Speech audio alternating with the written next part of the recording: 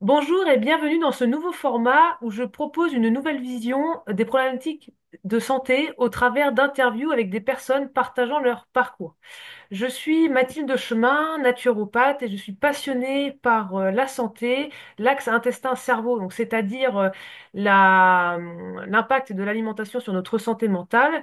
Et aujourd'hui, j'ai envie de partager avec vous cette vision en compagnie de Chloé, ma meilleure amie, qui va vous parler de son parcours avec l'endométriose et comment cette maladie a été un tremplin pour elle dans sa vie.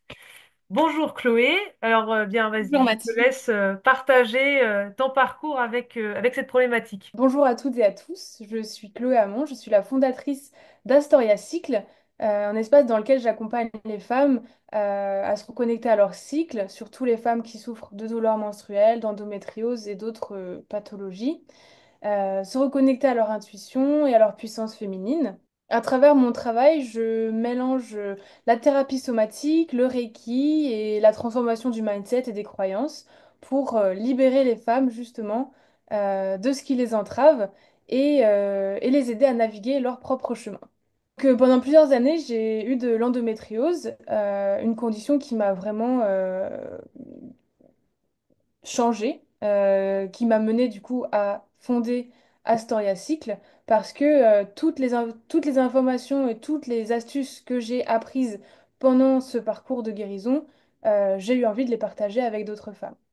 Le message que je veux faire passer aujourd'hui avec Mathilde, c'est que l'endométriose n'est pas une fin en soi et au contraire, ça peut être un chemin extrêmement bénéfique pour se reconnecter à sa féminité, à son corps et à changer de perspective sur la douleur et la maladie. Donc la médecine classique n'a pas vraiment fonctionné pour moi. C'est pour ça que je me suis tournée vers des approches plus holistiques comme la naturopathie, l'ostéopathie et d'autres modalités dont je parlerai plus en détail dans la vidéo. Et ça a été aussi un chemin pour moi spirituel et je pense que c'est un petit peu la vision que Mathilde aimerait amener sur les problèmes de santé aujourd'hui. Oui, tout à fait, parce qu'en fait, j'ai envie de montrer que parfois les problèmes qu'on peut avoir en fait sont difficiles à vivre. Sur le moment, ça peut être un événement difficile.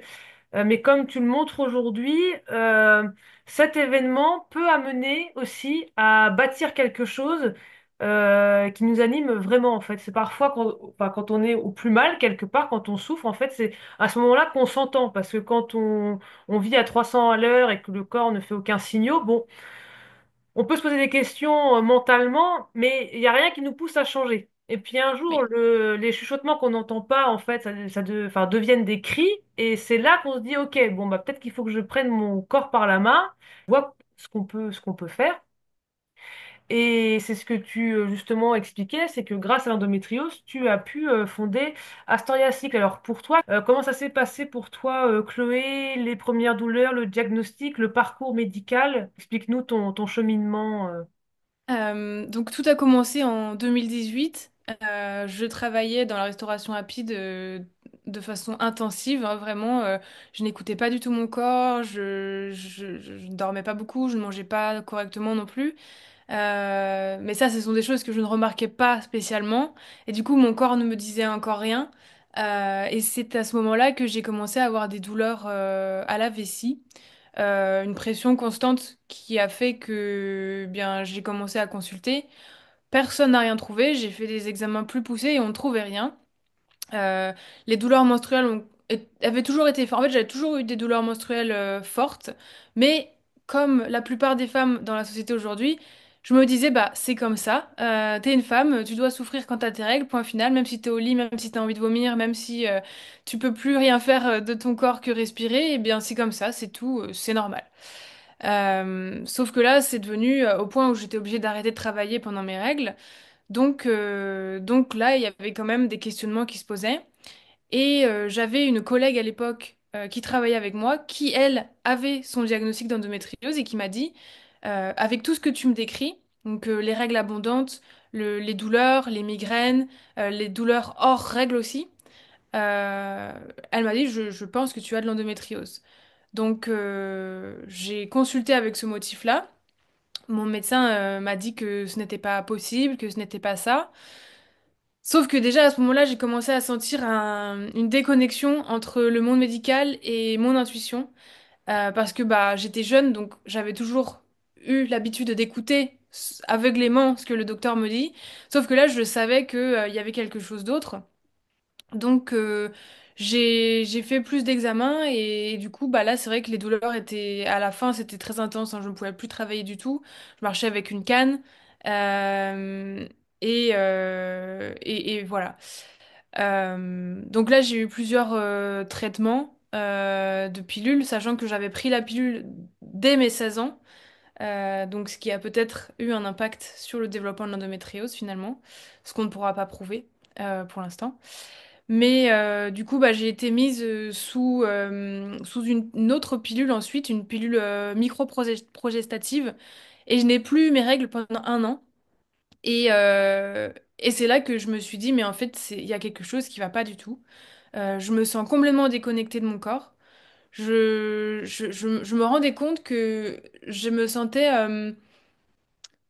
enchaînée à ce traitement. Je me sentais enchaînée à la décision du médecin.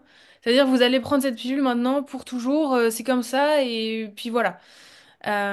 J'ai eu d'autres consultations en gynécologie, par exemple, où je n'ai pas du tout été entendue, où on m'a juste dit de prendre des antidépresseurs, et il y avait toujours quelque chose qui était à côté de la plaque, peu importe qui je consultais.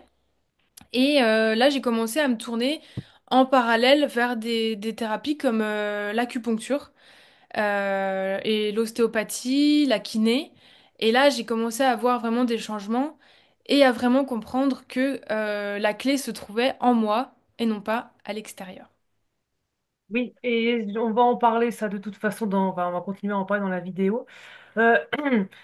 Euh, donc par rapport à ce que tu exprimes, donc là tu parles beaucoup de la sphère médicale. Comment ça se passait dans ton environnement, en dehors Alors, de ce que tu pouvais toi prendre? dans mon environnement, ça se passait très mal aussi. J'avais des relations toxiques avec beaucoup de gens autour de moi. Euh, je ne m'écoutais pas du tout. En fait, que ce soit au travail ou dans la vie personnelle, je ne m'écoutais pas. Je ne connaissais pas mes propres limites. Je ne savais pas où s'arrêtait ce que je pouvais supporter. Donc je supportais toujours plus, toujours plus, toujours plus. Et finalement, ben, je n'écoutais pas du tout mon corps. J'avais aucune relation avec. J'étais complètement dissociée. Et du coup, je ne pouvais pas entendre, je ne pouvais pas ni entendre ni écouter, du coup, parce que quand on n'entend pas, on peut pas écouter, on peut pas agir. Donc c'est vrai que en parallèle de mon cheminement médical, il y a eu un cheminement dont une séparation et j'ai coupé des gens de ma vie et ça a enclenché le vrai processus de guérison aussi. Parce que bah, dans l'endométriose, on parle souvent du fait que euh, il y a une notion de place, de pas être à sa place, une notion de manquer d'alignement. Enfin, en tout cas, moi, c'est la symbolique que j'ai associée à ma problématique en particulier.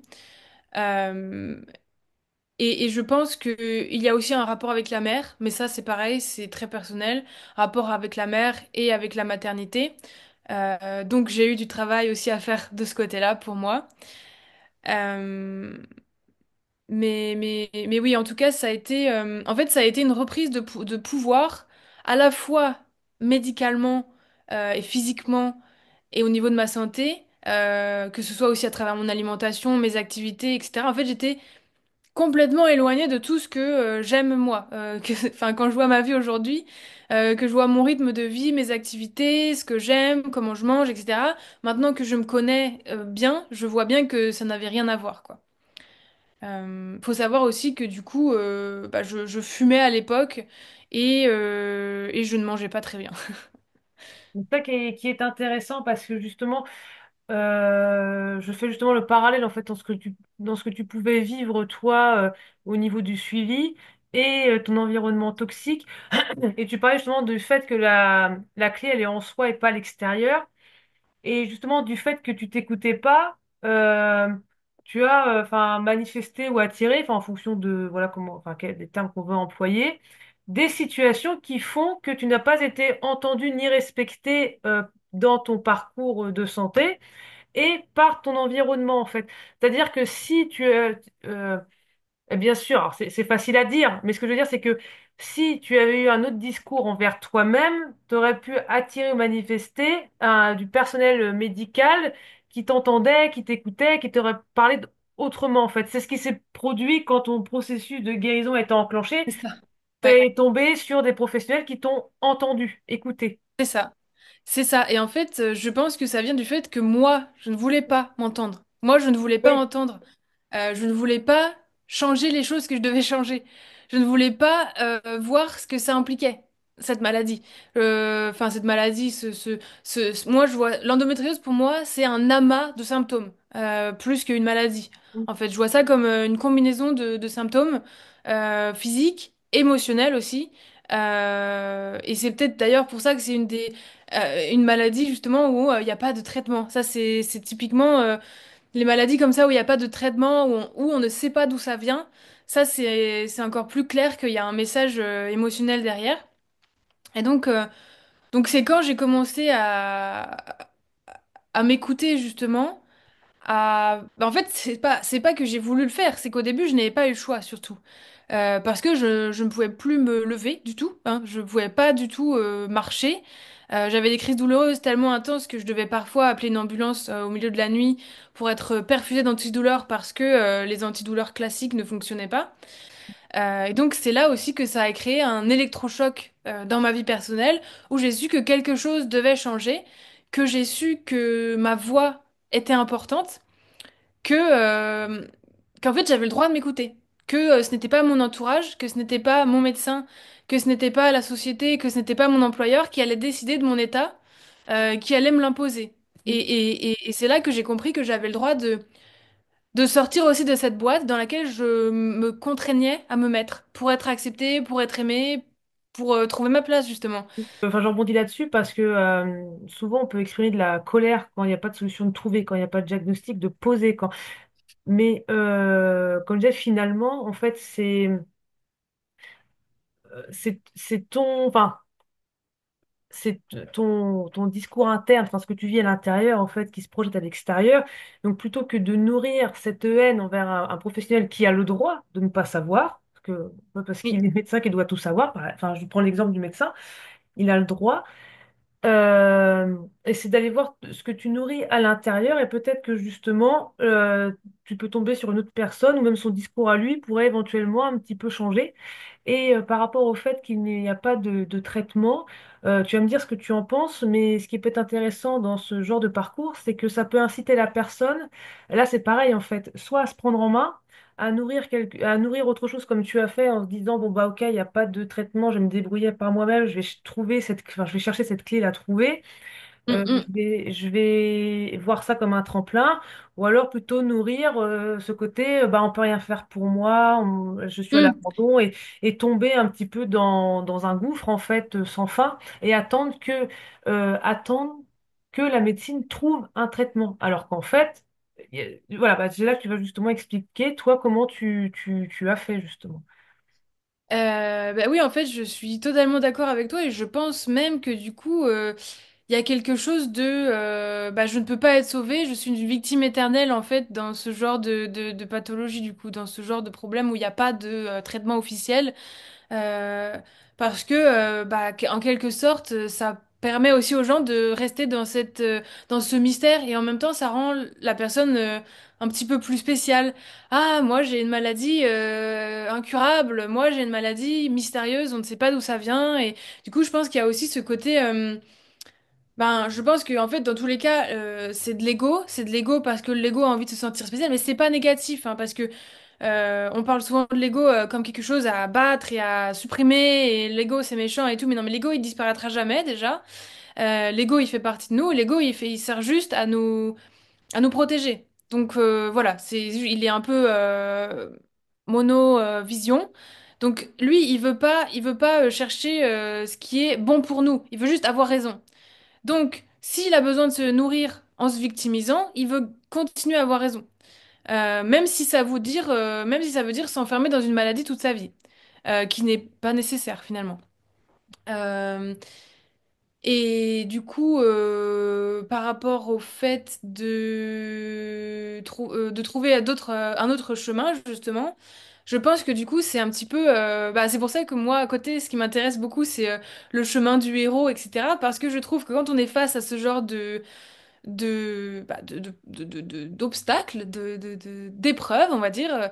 Justement, en fait, ça nous encourage à descendre dans les profondeurs de nos émotions, ça nous encourage à faire face à ce qui en nous a besoin d'amour, a besoin d'attention.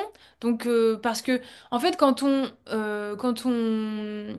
affame certaines parties de notre psyché, notre émotionnel, forcément, c'est là où ça crie physiquement, c'est là où ça devient somatique. Et donc, en allant voir quelle partie je n'aime pas chez moi, quelle partie je rejette, donc faire face à ces émotions, faire face à ces choses du coup qui ont besoin d'être vues, d'être aimées, faire face à cette colère aussi. Alors moi, j'avais pas particulièrement, toi, t'as parlé de colère contre les médecins. Moi, j'avais pas de colère particulièrement contre les médecins. J'avais surtout l'impression qu'on me prenait pour une débile. Donc c'était pas de la colère, c'était plus, enfin, qu'est-ce qui se passe, quoi? Je veux dire, j'ai l'impression que tout le monde est dans le déni. Donc alors tu vas me dire peut-être que j'étais dans le déni de ma propre colère, hein, peut-être, hein. Mais je ne Peut-être. ressentais pas de... Enfin, c'était pas... Pour moi, c'était pas de leur faute s'ils savaient pas. Voilà, c'était pas grave. Je me rendais quand même déjà compte de l'impact de ma perception. C'est-à-dire que, bah, forcément, si... Enfin, c'est c'est- c'est- c'est normal aussi. Enfin, j'avais déjà cette compréhension que mon état psychologique avait un gros impact sur les émotions et aussi que je recherchais absolument à être sauvée en fait. Je recherchais absolument à trouver une solution, mais ce n'était pas que pour mon endométriose, c'était pour d'autres choses dans ma vie en fait. C'était mon enfant intérieur qui me disait sauve-moi, mais c'était moi qui devais me sauver justement. C'était moi justement qui devais apprendre à m'occuper de moi.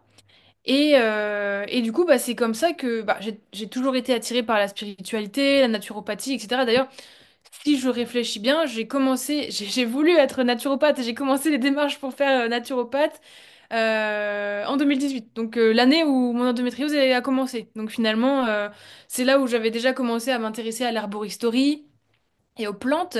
Donc c'est naturellement que j'ai commencé à intégrer ce genre de choses dans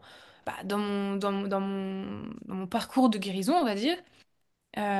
Et après, on m'a fait comprendre que pour guérir, bah, à part prendre une pilule qui allait me donner d'autres symptômes derrière, très désagréables, bah, il y avait que d'autres solutions. C'était le yoga, la sophrologie. Mais voilà, après moi, ça, c'est mon médecin qui m'a conseillé de faire ça.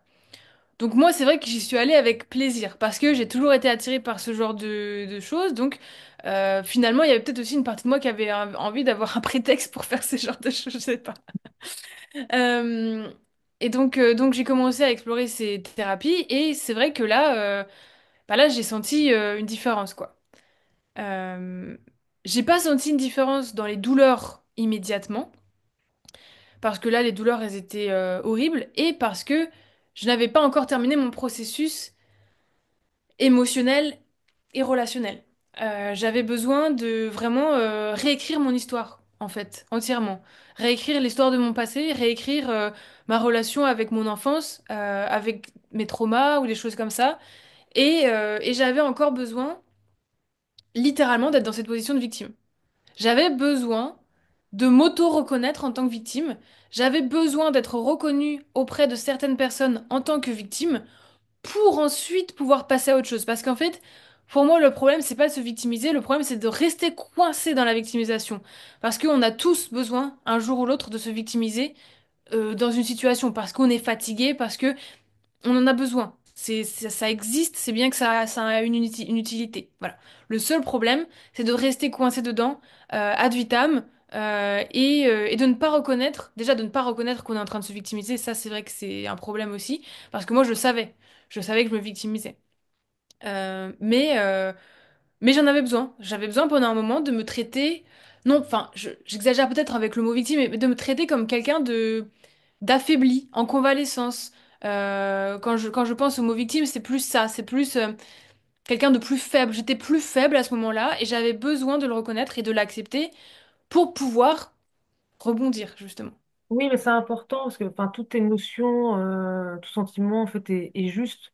L'idée, c'est pas de le nier, tu vois, comme bah, du coup, pareil, le fait de se victimiser, bah, c'est juste à un moment donné, on a le droit de se victimiser, on a le droit d'être en colère, on a le droit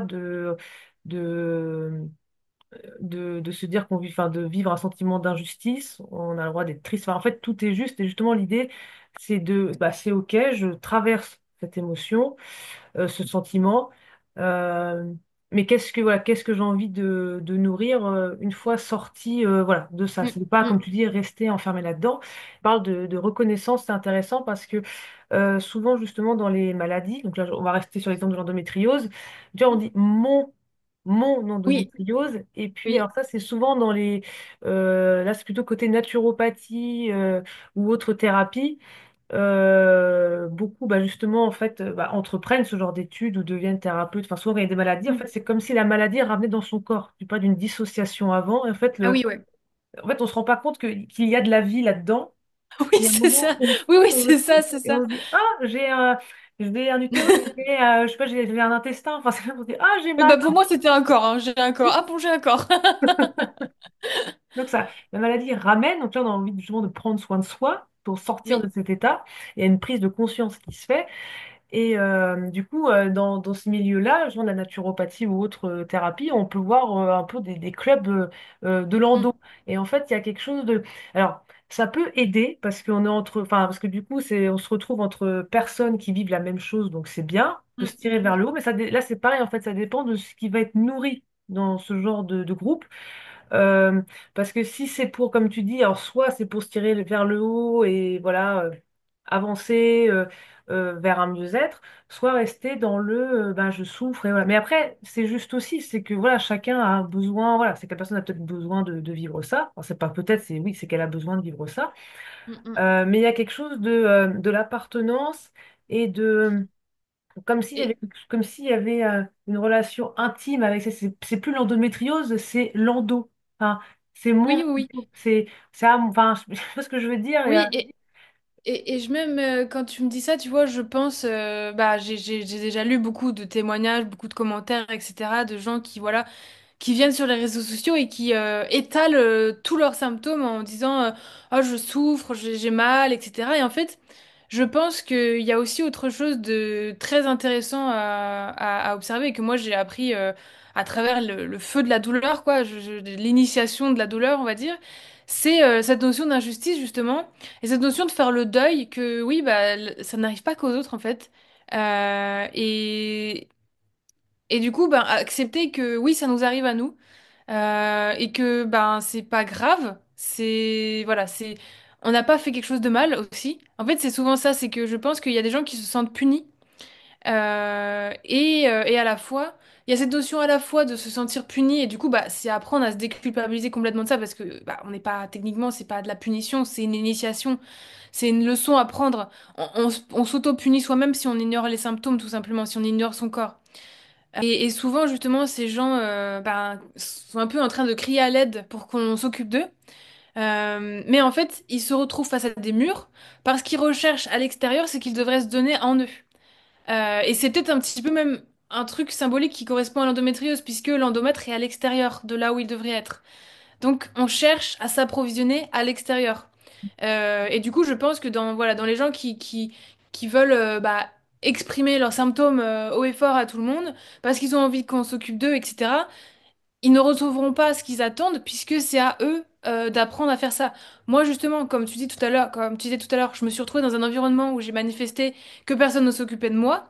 Même dans des situations critiques, j'étais seule, et bien c'est parce que j'avais besoin de me retrouver seule. J'avais besoin de me rendre compte que c'était à moi de m'occuper de moi. C'était à moi de ben, prendre les choses en main. par rapport à ça, c'est souvent, je le vois en consultation, bah, quand les personnes exposent en fait leurs problèmes.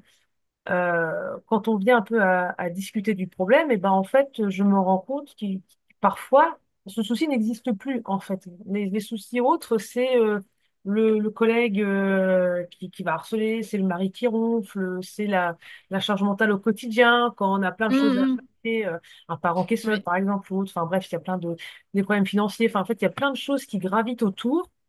Hum, Et Et c'est là que je me rends compte que la personne ne s'arrête pas juste à un problème, en fait. Il y a plein de choses qui sont des facteurs au déclenchement. Voilà, en fait, il y a une somatisation qui se fait, puis à un moment, Mm. ça crie. Et voilà, c'est de se reconnecter à soi pour bah, justement voilà, mettre au fur et à mesure ses limites, savoir ce qu'on veut.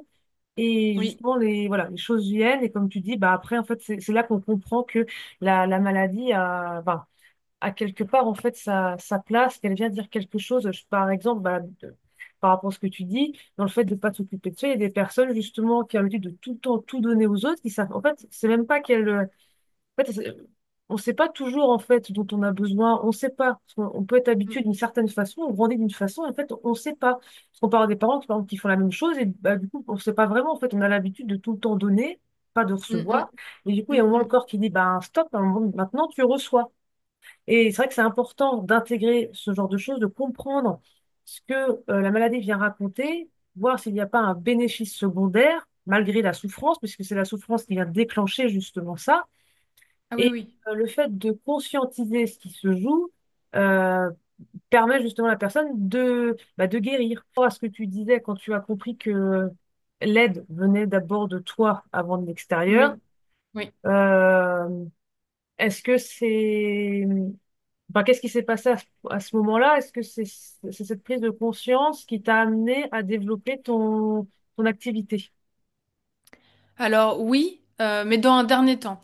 Parce qu'en premier, j'ai fait une bonne rencontre avec une kiné sexologue, qui s'occupait surtout des femmes enceintes ou des femmes qui avaient des problématiques dans la zone utérine, etc. et pelvienne. Et en fait, eh bien, elle a tout compris. Je sais pas comment elle a fait, mais elle a tout compris. Elle a compris que mon système nerveux était dérégulé. Elle a compris que je passais mon temps en overdrive, enfin, c'est-à-dire que je brûlais la chandelle par les deux bouts, je sais pas comment on dit. J'étais tout le temps, je dépassais tout le temps mes limites, donc ça, elle l'a compris tout de suite. En fait, elle a été un miroir pour moi, pour me rendre compte que je m'apportais aucune douceur, que voilà, je n'avais pas de patience avec moi-même, que je m'auto-flagellais tout le temps. Et du coup, elle a remarqué ça tellement rapidement qu'elle a agi à l'inverse. Elle m'a apporté la patience, elle m'a apporté la compréhension, elle m'a apporté, et en fait, en me les montrant, elle me les a montrés en moi. Et en plus, ça c'était parce qu'on avait des temps d'échange. En plus de ça, on faisait des exercices de respiration diaphragmatique et des étirements aussi du bassin. Mais euh, les exercices qu'elle m'a fait faire pour respirer euh, m'ont changé la vie aussi parce que ça m'a permis d'apprendre à réguler mon système nerveux et à tout doucement revenir dans mon corps et à changer cette notion de dissociation. Donc à ne plus dissocier. Ça a pris quand même plusieurs années après, hein. Mais du coup, oui, c'est parce que quelqu'un me l'a montré. C'est parce que quelqu'un m'a apporté. Alors peut-être que ça venait inconsciemment de moi, parce que j'avais commencé à m'écouter déjà à cette époque-là. Je commençais déjà à m'écouter, je commençais déjà à ralentir et à imposer mes besoins sans peur. Enfin, je culpabilisais quand même, mais je les imposais quand même.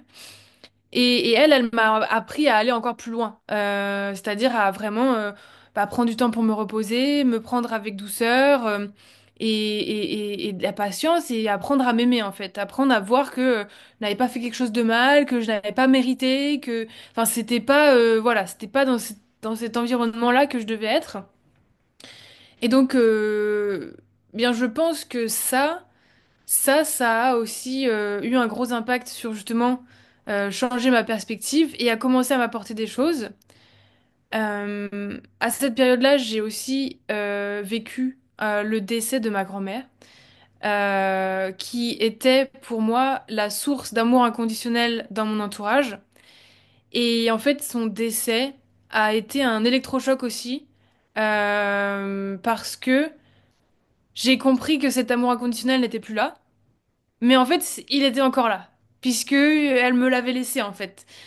Donc, j'ai compris qu'il était en moi. Et c'est là que j'ai commencé à voir comment, bah voilà, toutes ces choses que je cherchais à l'extérieur, elles étaient en moi. L'addition de, voilà, de ma grand-mère et de cette kiné, m'a vraiment fait me tourner vers l'intérieur pour chercher mes ressources. Euh, et puis donc j'ai commencé à habiter seule, j'ai fait une thérapie de psychologie et là ça m'a aussi aidé à changer ma perspective sur plein de choses, à arrêter de parce que au-delà de la victimisation il y avait aussi de la culpabilisation, c'est-à-dire que j'avais l'impression que j'étais coupable de tout. Même de cette maladie, du coup. C'est pour ça que c'était difficile quand je me retrouvais face à...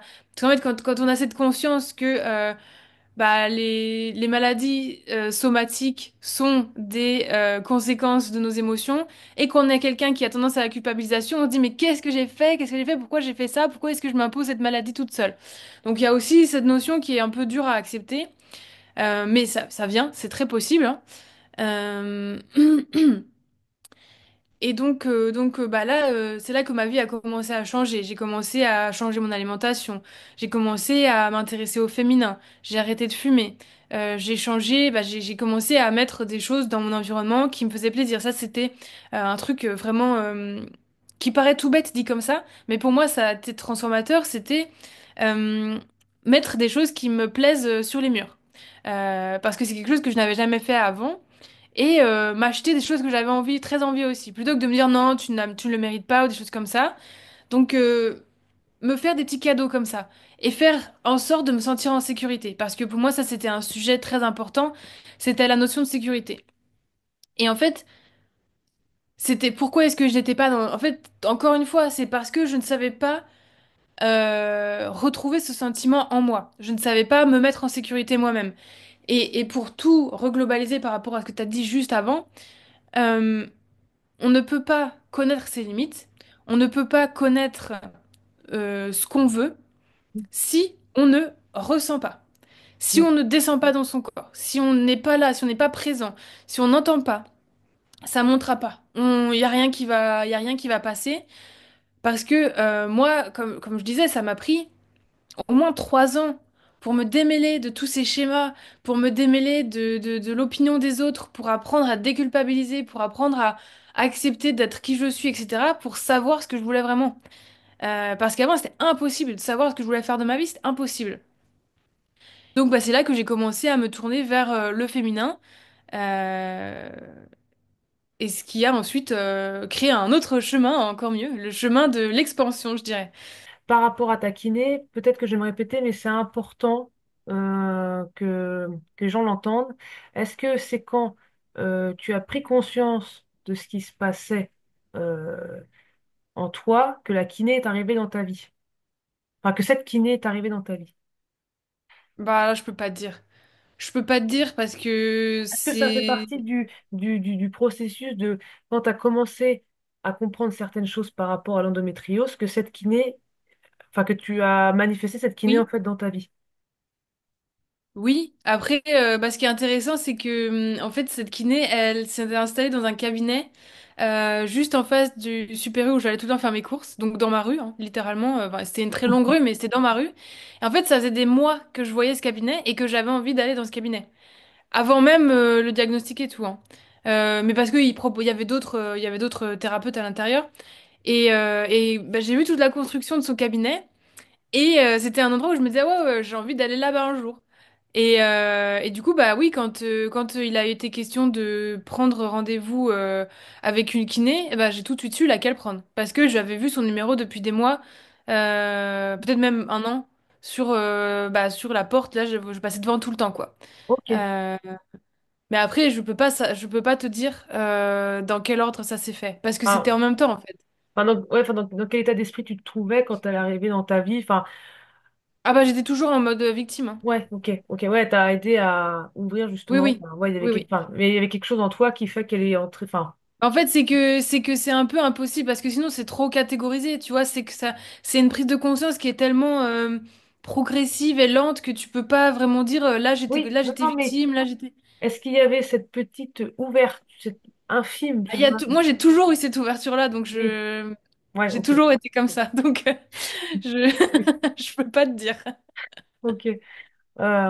Mais c'est vrai, enfin, moi, je trouve ça fascinant de voir tout ce qui peut graviter autour d'une maladie. Enfin, on peut pas juste prendre, ben, juste vouloir donner une pilule, on peut pas juste faire un changement alimentaire, on peut pas juste prendre en compte l'émotionnel, enfin, c'est vraiment un ensemble. C'est Oui. vraiment intéressant hein, de voir ce cheminement et de voir que la personne est pleinement actrice de ce changement. Ça, c'est Oui. important. Et tu vois, je pense, tu vois, pour revenir un peu avec ce que tu as dit, je pense que un des trucs peut-être qui a changé ma perspective vraiment, le premier truc, c'était autre chose. C'était un ostéopathe. Donc, j'avais été voir un ostéopathe à qui j'avais raconté que j'avais mon diagnostic d'endométriose et qui, lui, était aussi nutritionniste et qui m'a dit, attendez, je vais vous imprimer des feuilles. Et il m'a parlé du régime anti-inflammatoire, il m'a parlé du régime méditerranéen et du régime sans gluten, et il m'a dit, essayez ça. Et c'est là que là, ça a commencé, en fait, pour moi. Et la kiné, je sais pas si elle était déjà là ou pas, je pense pas. Mais, mais c'est lui qui peut-être a changé cette perspective. Parce Ouais, que mais, en fait, c'est surtout que j'ai vu des réels changements dès que j'ai changé mon alimentation. Et du coup, là, je me suis dit, il y a quelque chose, quoi. Il y a quelque chose.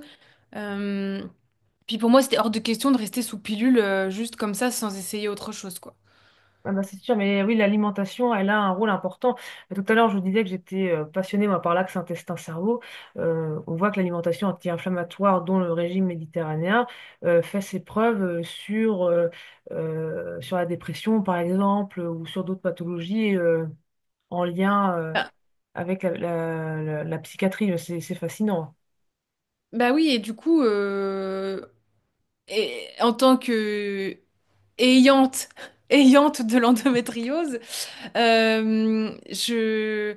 je vois bien que mon alimentation, alors parce que du coup, bon, j'ai pas trop encore parlé de aujourd'hui mon état, qui est quasiment remis, quoi, enfin quasiment comme avant.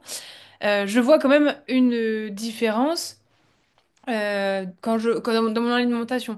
Donc dans l'endométriose, c'est d'autant plus clair et d'autant plus réactif. Je pense que peut-être je vais émettre une théorie. Je me demande si les femmes qui sont atteintes d'endométriose ne sont pas des femmes très sensibles et qui sont sensibles au point d'être sensibles au moindre changement alimentaire. Je pense qu'il y a quelque chose là-dedans, il y a un lien, Ah oui, c'est parce fort que du coup, possible. c'est une maladie inflammatoire, donc c'est qu'il y a une sensibilité, donc il y a une inflammation, et du coup, bah, c'est une difficulté de réaction à l'extérieur aussi, quoi. Oui, mais après, toute maladie enfin, généralement trouve Oui.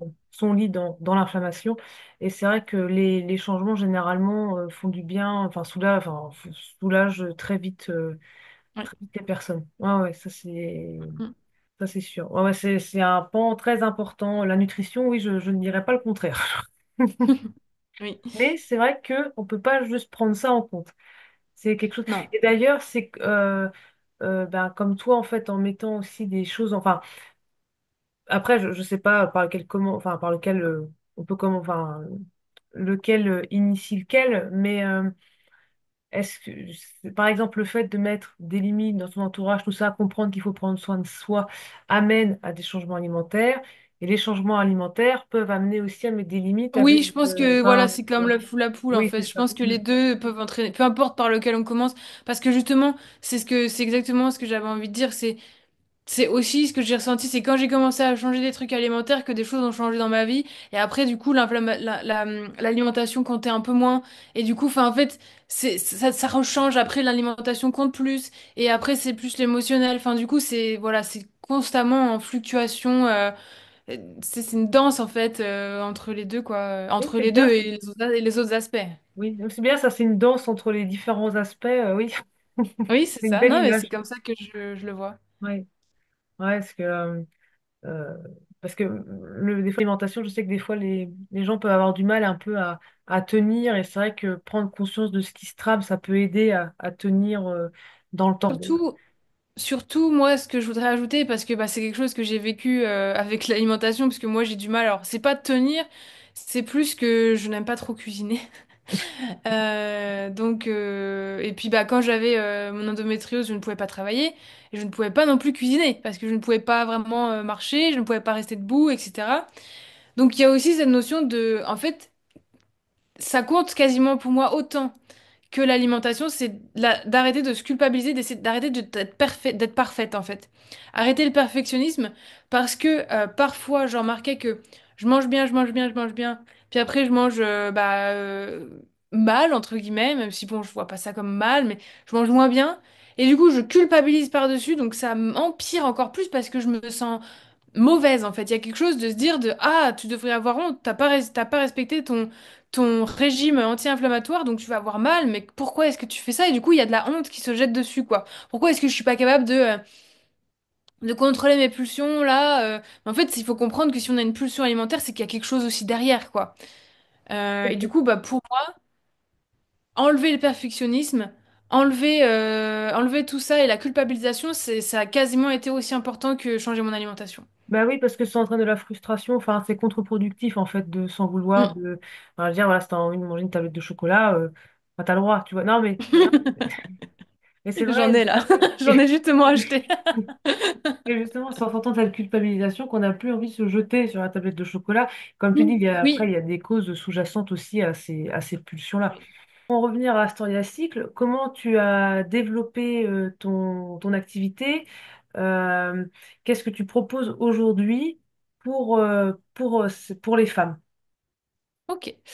Bah là, je vais encore faire un petit. Moi, j'aime bien mettre le contexte et refaire Vas-y. l'histoire.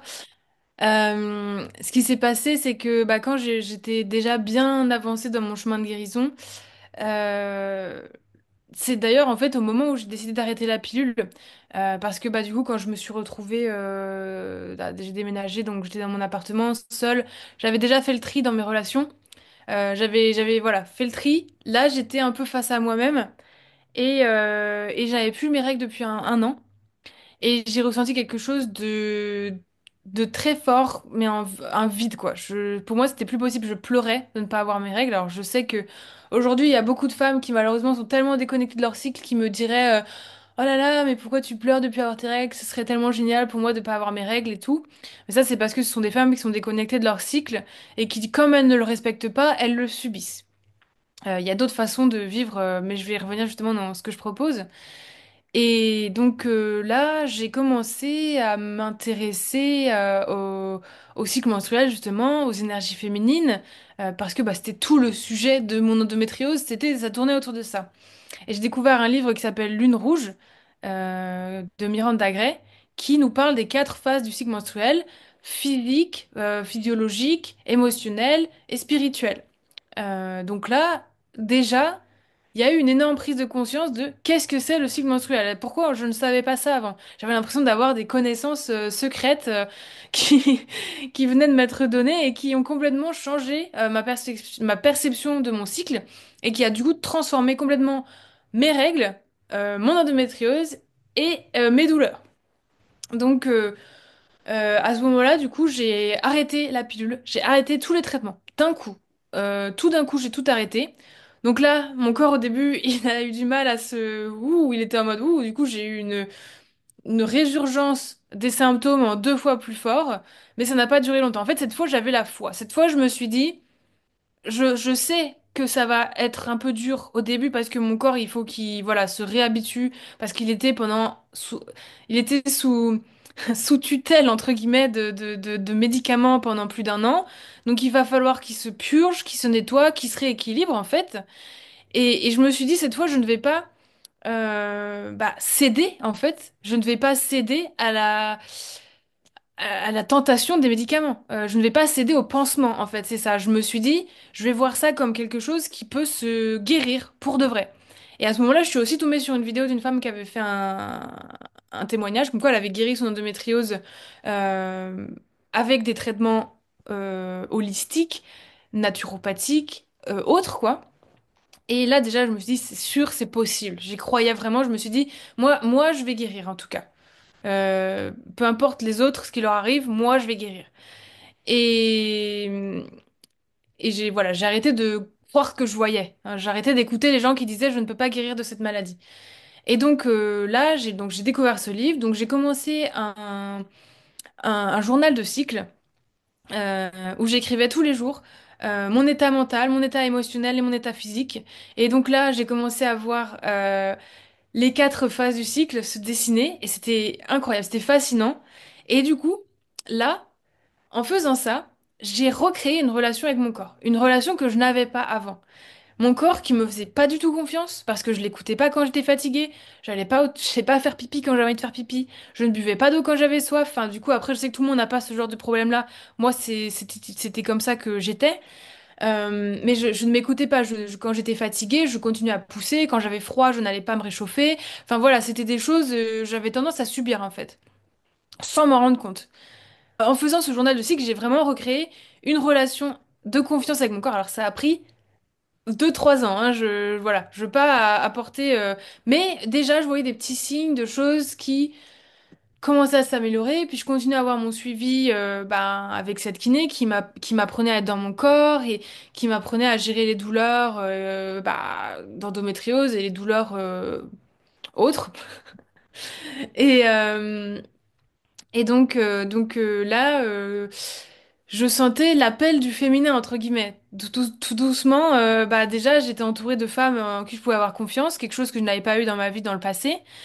Et donc, puis toi, je te parlais aussi, hein. Oui, c'est ça, ça s'est retrouvé, oui. Tu faisais aussi partie de ma vie et tu as aussi fait partie de ce cheminement puisque tu m'as aussi réappris à faire confiance en les autres et en les femmes en l'occurrence. Et donc, j'ai été à mon premier cercle de femmes en 2022, moment où j'ai arrêté ma pilule. Voilà, c'était vraiment le moment reconnexion féminin, guérison. Même si c'était un peu dur, j'ai fait le chemin. Et quand j'ai fait mon premier pas dans le cercle de femmes, je me suis dit waouh, ça c'est pour moi, ça c'est pour moi, je le sais. Je sais que je veux faire des cercles de femmes. C'était tout de suite, je le savais. J'étais pas du tout dans l'état mental ni dans l'état de maturité d'être capacité de le faire il y a 2 ans. Mais j'en ai énormément bénéficié. Ça m'a guéri à des niveaux que je ne pensais pas possible parce que dans cet environnement, justement, c'était on se nourrit entre nous, on s'accueille, mais il n'y a pas de plainte, il n'y a pas de jugement, il n'y a pas de je te dis comment tu dois faire, et il y a pas de négation. Il n'y a pas de négation de ce que tu vis. Tout est accueilli comme tel qu'il est dans le moment. Et du coup, bah, ça m'a vraiment bah, révolutionné ma vision de la vie, quoi, vraiment. Et donc, ben, j'ai continué à faire les cercles de femmes au fur et à mesure de l'année. J'ai continué à lire de plus en plus de choses sur le féminin, à me connecter à mon cycle menstruel, à apprendre à redescendre dans mon corps, à travers la danse, par exemple. Euh, et c'est là que vraiment, j'ai compris qu'il y avait une clé dans le corps. Que la connexion au corps, on n'en parle pas assez. On parle de, voilà, de pansement en médecine. On parle de la thérapie psychologique, donc la tête, réfléchir, régler les problèmes dans la... Mais en fait, il y a 50% qui se passe ici. Et comme je disais tout à l'heure, quand on n'est pas connecté à son corps, quand on n'incarne pas pleinement son corps, on ne peut pas savoir où sont ses limites, on ne peut pas savoir quelles sont ses préférences, on ne peut même pas savoir quels sont ses goûts, quelles sont ses opinions réelles. En fait, on se base sur des choses qu'on a entendues ou sur des choses qu'on a décidé d'avaler sans vraiment y réfléchir. Ça n'est pas passé par nous, en fait. Et pour que les choses passent par nous, il faut vraiment s'incarner. Et donc là, j'ai entamé un nouveau chemin qui est plus trop dans le féminin, mais qui est plutôt dans bah, du coup la thérapie somatique, qui est la guérison des traumas, qui est la libération des émotions qui sont coincées, cristallisées dans notre système, et la régulation du système nerveux. Donc voilà, là j'ai appris beaucoup de choses sur ces sujets-là. Donc, dont un livre, et du coup la phrase me parle très bien, c'est le corps n'oublie rien. Et ça, on a beau nous oublier, le corps, et je peux vous le garantir, il n'oublie pas. Vous pouvez vous retrouver 10 ans plus tard avec une expérience quelconque, à ressentir dans votre corps une émotion comme au premier jour. Enfin, c'est incroyable. Enfin, c'est beau et à la fois c'est terrifiant. Mais c'est pour ça que du coup, la thérapie somatique, ce que je propose avec Astoria, c'est quelque chose qui me tient énormément à cœur. Donc, du coup, j'ai décidé, je me suis dit, avec toutes les connaissances que j'ai, tout le chemin que je viens de faire, je me suis dit, c'est pas possible, je ne peux pas ne pas partager ça. Il y a d'autres femmes qui en ont besoin, il y a d'autres femmes qui ne sont pas au courant de certaines choses. Surtout, qui plus est, parce que toutes ces informations, je les ai du monde anglo-saxon. Je n'en ai pas beaucoup entendu parler en France. En tout cas, là, ça commence à arriver des dernières années. Mais au moment où moi j'avais ça, c'était pas très développé. Et donc voilà, je me suis dit, il faut que je partage, il faut que j'aide d'autres femmes.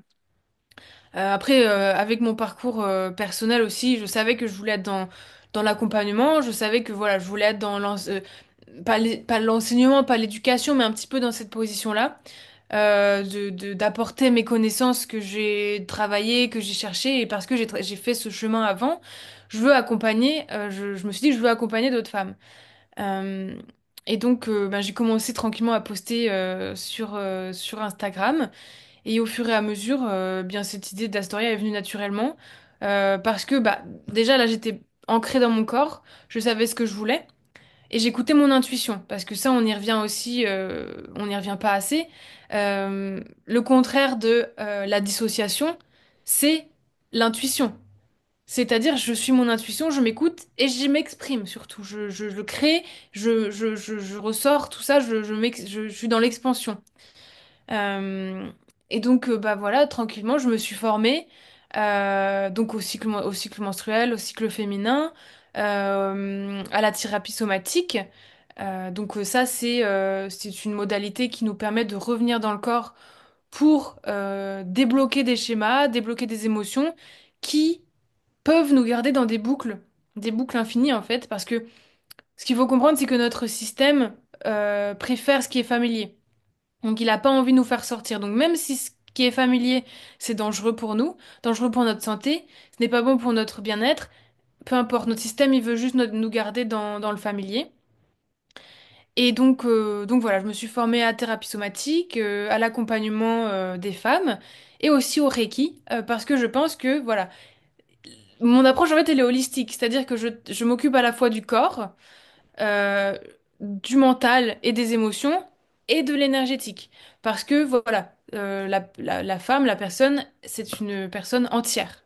Euh, que je ne j'aime bien appliquer cette notion de pouvoir traiter tout à la fois, alors pas tout en même temps bien évidemment, mais avoir ce côté complet et en même temps qui se bah, comme normalement on peut aussi voir ça avec plusieurs thérapeutes, moi j'aime du coup ça fait que je sais à peu près, enfin je sais pas comment expliquer, mais c'est comme si tous les fils étaient reliés entre eux et que du coup il y avait une résonance constante entre entre ce qu'on travaille en thérapie somatique, ou ce qu'on va travailler après en accompagnement du féminin, ou ce qu'on va travailler en énergétique, et du coup tout ça ça se rassemble et ça fait quelque chose de complet quoi.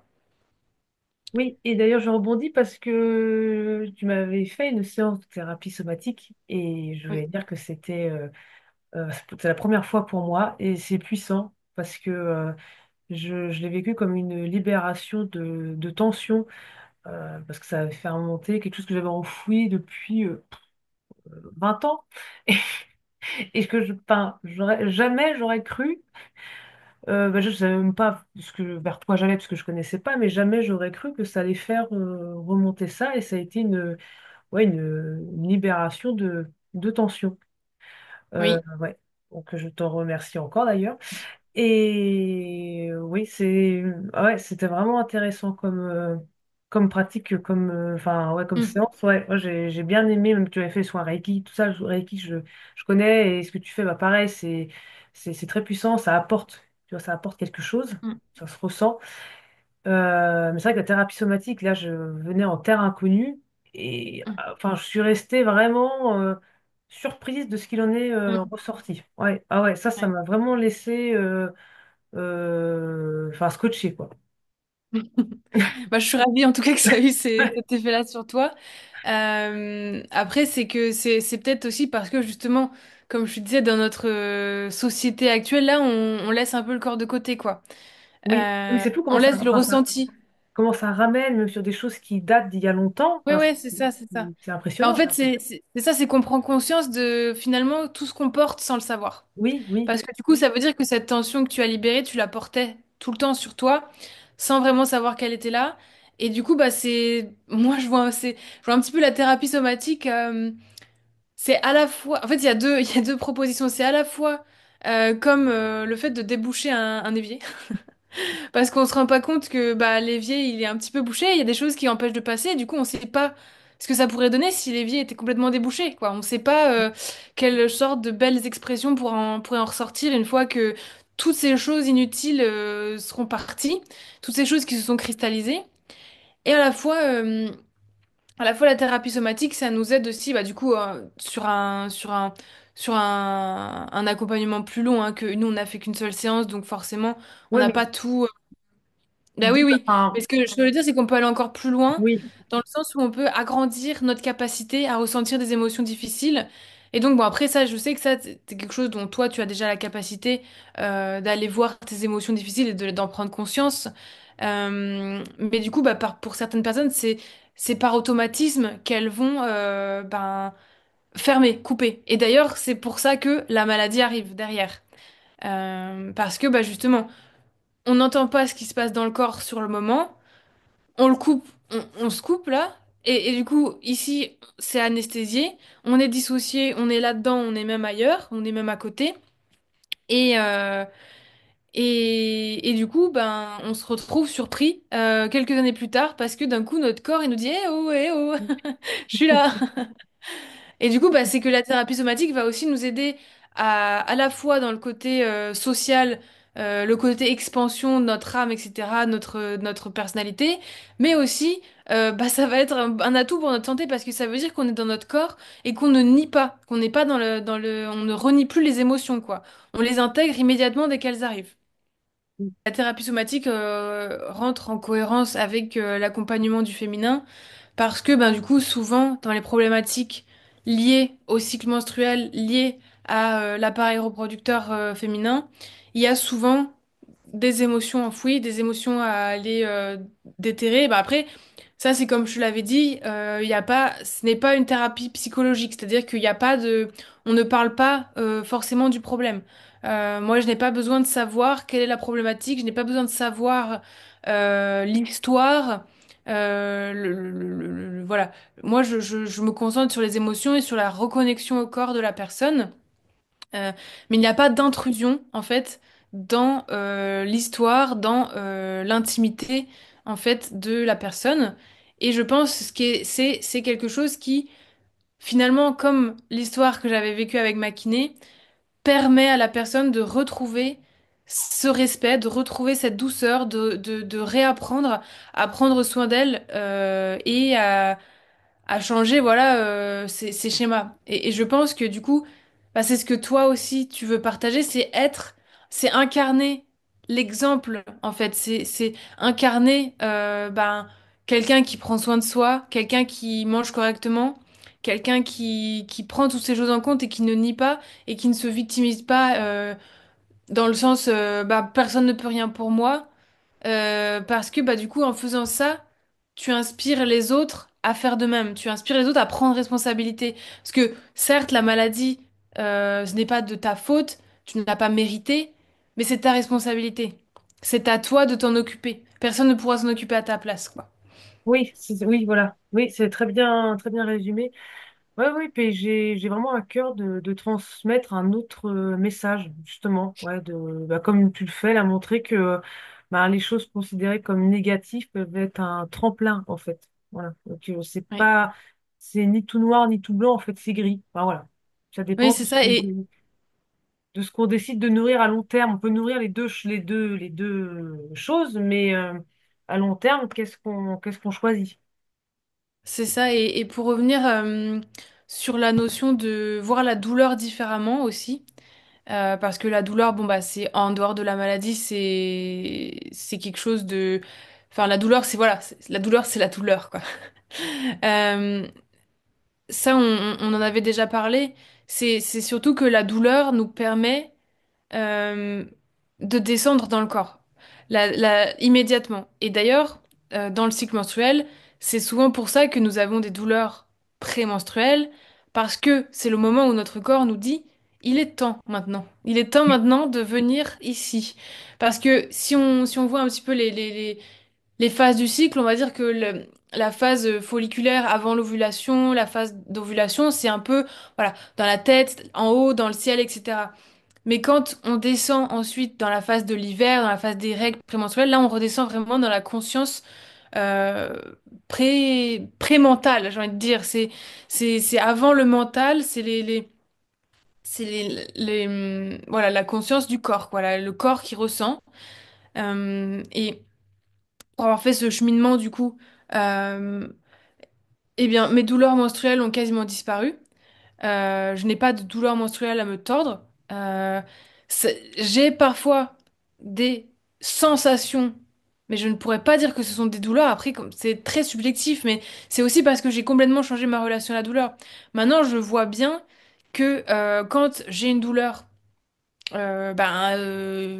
utérine, ovarienne, c'est un signe ralenti immédiatement.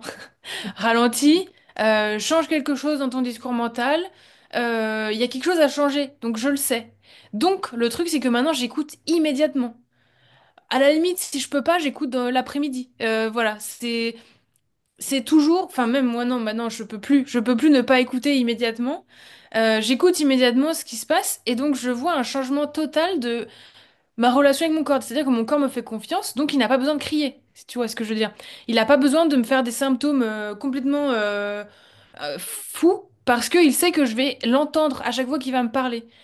Euh, mais qui plus est, pour ce qui est des douleurs menstruelles, ça on en avait parlé, c'est que moi j'aime bien parfois avoir des douleurs menstruelles. Alors Oui, je moi parle pas des aussi. douleurs affreuses, c'est ça. Parce qu'on sait, ça nous connecte à notre utérus en tant que femme.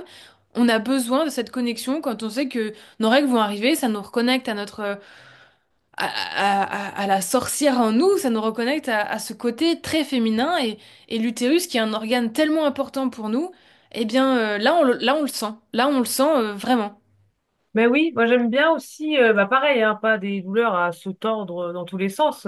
Quand elles approchent, tu sais, des petites douleurs un petit peu dans le bas du ventre ou une sorte de, tu sais, moi parfois je ressens une sorte de chaleur. Oui, moi Bah, aussi ça invite à prendre un bain chaud, à prendre soin de soi, tu c'est vois. ça, Et j'aime c'est bien, en ça. fait, je voudrais pas supprimer ça. Pour moi, ça, c'est pas un problème. C'est comme tu dis, c'est un signal. Oui, On arrive. oui, Et du coup, c'est voilà, on ça, se c'est pose. ça.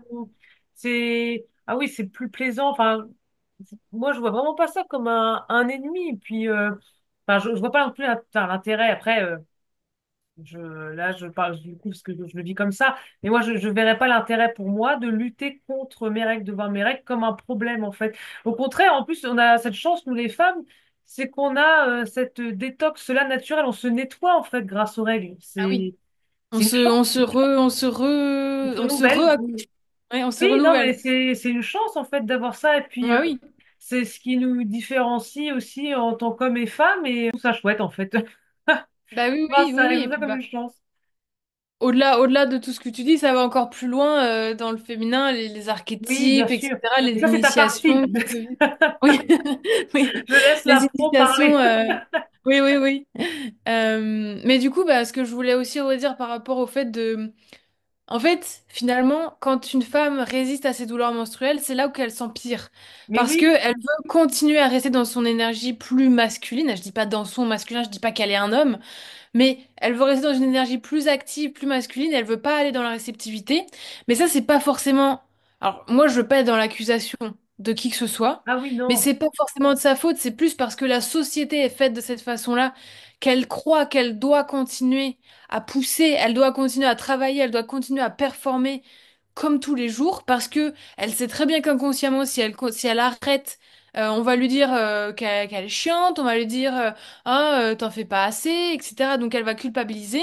Donc elle va se forcer à faire plus, elle va se forcer à résister à sa douleur parce que ça c'est aussi parce que ça c'est pareil, c'est pas une compétition, c'est juste une différence parce que les hommes ils sont un peu dans oh on résiste, on est fort et tout. Donc forcément quand un homme va vers une femme qui a des douleurs de règles, bah la femme d'emblée elle va pas forcément se dire ah j'ai mal au ventre, elle va essayer de faire la forte devant l'homme en fait. Enfin dans nos sociétés actuelles je veux dire, hein. Oui, oui. Euh, Faire la forte en mode ah non j'ai pas mal c'est rien voilà c'est parce qu'on est dans une société un petit peu plus masculine quoi. Mais du coup, bah, quand on résiste pas, quand on sait que c'est le moment de prendre soin de soi, nos règles, nos douleurs de règles, elles ont pas besoin d'être intenses en fait. Elles vont être douces et elles vont pas durer. Moi, ça dure. Enfin, quand du coup, quand je te parlais de mes petites, mes petites douleurs, comme je les appelle, c'est le premier jour quoi. Et des fois, ça dure, voilà, 4 heures et après c'est fini. Et après, je ne sens plus rien. Bah oui, c'est Euh, ça. Puis c'est ouais, puis c'est un petit enfin ouais, ça a un temps de tu sais de repli sur soi. Enfin, c'est normal en fait, oui, oui, c'est c'est notre ça, c'est ça. énergie qui est faite ainsi. Et tu parlais de résistance, ouais, c'est ça, parce que des fois on peut observer, et comme je dis, c'est la société qui mène à ça. C'est vrai que moi j'étais moins à l'écoute avant, enfin j'ai jamais eu de douleur énorme par rapport à mes règles, des fois plus intenses. Et c'est vrai que Mm. bah, je me reposais pas plus, enfin je veux dire, je le prends différemment, enfin je m'écoute différemment aujourd'hui. Mais ouais, dans cette société où on est toujours, enfin on doit toujours faire plus, c'est là aussi qu'arrivent les problèmes, c'est en entrant en résistance avec soi-même, être en lutte contre en fait, c'est ça, Oui. en fait on vient en lutter contre soi-même, mais enfin, vu comme ça paraît aberrant en fait. On va lutter contre quoi? Un processus naturel? Enfin, c'est Bah oui, complètement mais ça, c'est aberrant. parce que du coup, ça vient du sens de l'injustice. C'est-à-dire que l'ego se dit, mais non, moi, je ne mérite pas. Pourquoi est-ce que moi, j'ai des douleurs? Pourquoi est-ce que je dois subir ça? Je n'ai rien fait pour mériter ça. Et donc, c'est de là que la résistance vient, en fait. C'est un peu, mais pourquoi moi, en fait? Pourquoi? Qu'est-ce que j'ai fait? Ouais, Et ça, pourquoi je moi, souffre? c'est ça. Et moi, je l'ai énormément vécu, ça, bah, quand j'ai eu l'endométriose. Et c'est bah, j'ai la chance d'avoir une capacité de remise en question assez profonde et assez immédiate. C'est-à-dire que je m'en suis rendu compte assez vite de me dire, chaque fois que j'étais dans des crises douloureuses vraiment intenses où je pouvais pas penser, je pouvais juste respirer, quoi. Et encore, des fois, c'était dur de respirer. Euh, et je me disais, mais qu'est-ce que j'ai fait, en fait? Pourquoi moi? Pourquoi moi? Et très vite, je me suis dit, mais en fait, pourquoi pas toi? Pourquoi pas toi? Alors, pourquoi pas toi? Qu'est-ce que t'as de différent des autres qui fait que toi, t'aurais pas des douleurs, en fait? Et c'est à partir de ce moment-là où on se dit, ah bah oui, c'est vrai, c'est pas, en fait, c'est pas personnel. Enfin, c'est pas personnel, c'est pas contre toi. Et à partir du moment où en fait, ça, c'est quelque chose, j'ai écrit un article sur mon histoire avec l'endométriose et j'ai écrit ça. J'ai écrit que quand on est euh, en résistance mentale, par rapport à la douleur, c'est-à-dire non, je ne veux pas avoir mal, je ne veux pas avoir mal, je refuse cette douleur. Le corps, il entend la même chose, il dit ah non, non, non, donc il résiste à la douleur. Donc là, ça crée une tension qui est encore plus intense. Sauf que plus la tension est intense dans le corps, plus la tension est intense dans la tête. Et du coup, c'est un cercle vicieux. Sauf que quand on arrête de résister, qu'on dit ok, j'abandonne là, vas-y, douleur, fais tout. Ça, c'est un truc que j'ai appris aussi avec comment traiter les crises d'anxiété. C'est vas-y, fais ton pire. Fais tout ce que tu veux là. Vas-y, vas-y, vas-y. Donne-moi tout ton pire là. Et en fait, on se rend compte que quand on dit ça, eh ben, notre crise douloureuse, notre crise d'anxiété, elle est un peu en mode ah bah non, en fait, j'ai rien à dire. C'était plus ah bah non, en fait, ça va. C'est un peu on croit que ça va être le gorille qui va sortir comme nous et en fait, vas-y, vas-y, vas-y. Et en fait, c'est ah bah non, en fait, ça va. Ça va, j'ai rien dit. En fait, c'est vraiment ce qui se passe à chaque fois. Euh, donc ouais, ça si quelqu'un regarde en ce moment et qui subit des crises douloureuses, des crises d'anxiété, n'hésitez pas à dire ça à votre cœur et vous verrez que très vite votre cœur il va être en mode ah mais non en fait, j'ai rien dit. Vous verrez que ça ne s'empirera pas. En fait, c'est ça le pire, c'est que quand on, quand on résiste, on croit qu'on empêche la douleur d'aller plus loin. En fait, c'est ça, c'est quand on résiste à la douleur, on croit que on l'empêche de nous posséder complètement, de nous tuer, probablement parce que je pense qu'instinctivement, on résiste à la douleur parce que la douleur égale la mort dans le passé, quoi. Dans notre corps, ça doit vouloir dire ça. Si j'ai mal, ça veut dire que la mort n'est pas loin. Au contraire, pourtant, la douleur, ça veut dire que vous êtes bien en vie. Moi, ça m'a reconnecté à ma mortalité et à mon vivant, justement. Au fait que je suis bel et bien en vie et que je suis là maintenant. Et du coup, bah, quand on relâche cette résistance à la douleur, eh ben, il se passe rien. Enfin, si, au contraire, il se passe quelque chose de positif. Mais on a tendance à anticiper que ça devienne pire. On croit que, bah, on croit que c'est une lutte noble que de lutter contre la douleur. Parce que dans notre société, voilà, on a appris, comme je dis, à résister, à aller contre, etc. et tout. Alors oui, à résister, c'est-à-dire ne pas forcément s'effondrer, mais en fait, c'est relâcher. Parce que quand on relâche, toutes les tensions se relâchent, que ce soit dans les muscles, dans les fascias, mais aussi, bah, du coup, dans le cerveau, dans les nerfs, etc. Et du coup, bah, une fois que tout ça s'est relâché, le mental, il relâche. Et du coup, tout relâche. Et du coup, la douleur relâche. Et après, c'est le cercle vertueux qui commence. Et du coup, bah, moi, j'ai arrêté beaucoup de crises d'endométriose. Je les ai empêchées de s'empirer ou de continuer plus longtemps, juste en relâchant. Juste en me disant, ok, là, j'ai mal, je dors. Et puis, eh ben, en fait, finalement, la douleur s'apaise d'elle-même. Mais oui, puis le sommeil est régénérateur, c'est important. Non, mais Oui. le sommeil, c'est sous-coté. Mais je reviens à cette idée de se relâcher. Tu me le disais d'ailleurs par rapport aux règles. Quand par exemple, je sais pas, j'avais une ou deux journées de retard, tu me disais, c'est normal, là, t'es trop active, relâche un peu, et effectivement, elles arrivaient. Et j'ai une Oui. autre amie, bah, une amie qu'on a en commun qui se reconnaîtra sûrement, si elle nous écoute, et qui m'avait dit, mais pourquoi tu parles pas à ton corps, en fait Et Bah en, oui, en fait, mais c'est hyper important, se parler. Et je me suis parlé, et ils sont venus. Ça m'a fait sourire.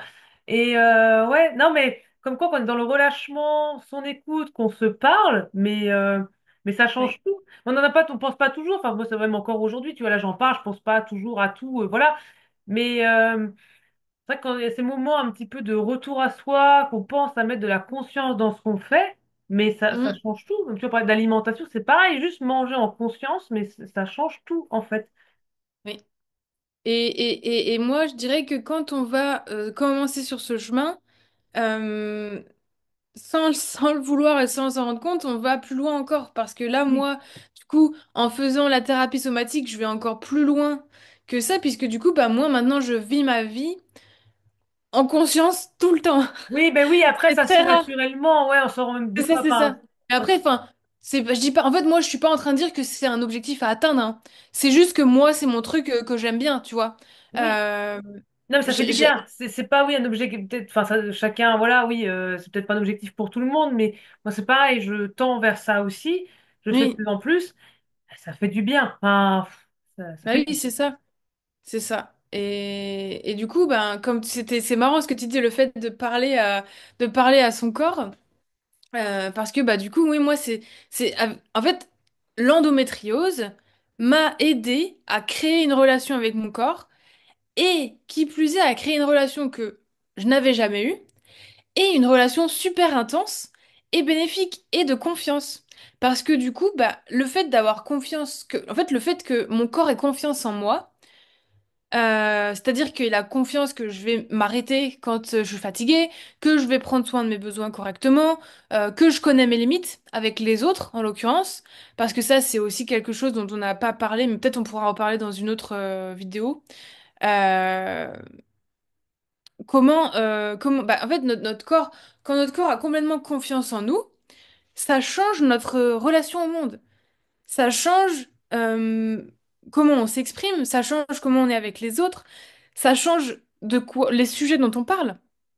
Moi, j'aurais pas pu faire ce que je fais aujourd'hui dans un autre, dans un autre état d'esprit, dans une autre. Enfin, c'est peut-être aussi pour ça que moi, je suis un petit peu. Enfin, c'est même pas une obligation, mais c'est une question de cohérence, c'est que, par rapport à ce que je fais, je suis obligée, entre guillemets, d'être complètement incarnée, d'être complètement dans le présent, et d'avoir une bonne relation avec mon corps, puisque c'est ce que j'enseigne, puisque c'est ce que je partage et ce que je fais vivre et ce que j'aide les gens à faire.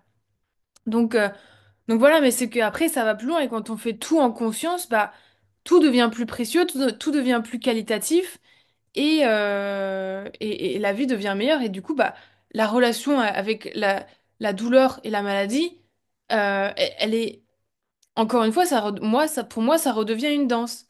C'est-à-dire qu'à chaque fois que j'ai un symptôme physique, parce que moi, non, je vois ça comme un symptôme physique ou un message, un message, un mail.